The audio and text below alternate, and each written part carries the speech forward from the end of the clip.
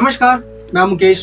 आप सभी का स्वागत करता हूं हमारे चैनल एस्ट्रो विद्यापीठ पे। हमारी सीरीज कुंडली भाव के कारक तत्व। अभी तक हमने 9 भावों के बारे में जाना। अब हम जानेंगे अपने आगे आने वाले भाव यानी कि 10वां हाउस। 10वां हाउस यानी कर्म हाउस।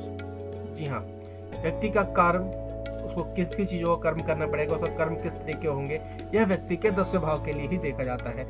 इसके साथ साथ यह व्यक्ति का आजीविका कमाने का साधन। व्यक्ति अपने जीवन में किस तरह की आजीविका करेगा, व्यापार व नौकरी के लिए यही 9वां भाव ही देखा जाता है। उसके जीवन में नौकरियों का क्या रहेगा, नौकरियां किस तरह की रहेंगी और वो नौकरी कितने लंबे समय तक एक जगह टिक के करेगा या बार बार अपनी नौकरियों में बदलाव करेगा।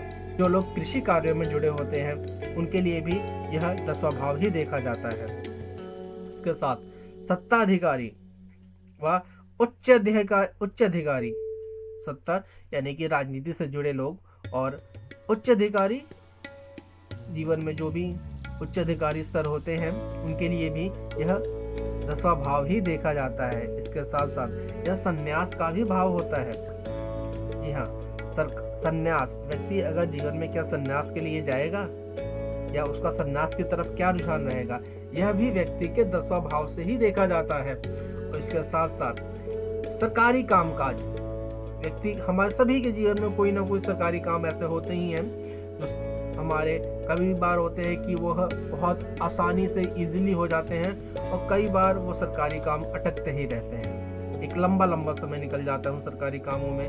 तो इन सरकारी कामों के लिए भी यह 10वां भाव ही देखा जाता है। इसके साथ यह मान और सम्मान का भी भाव है।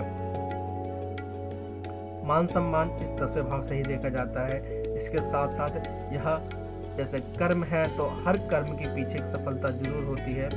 कर्म करेंगे हमें उसका फल भी मिलेगा और फल से हमें सफलताएं प्राप्त होंगी, तो इसलिए यह सफलता का भी भाव है। तो इस 10वें भाव से ही हमें अपने जीवन में आने वाली सफलताओं के बारे में पता चलता है।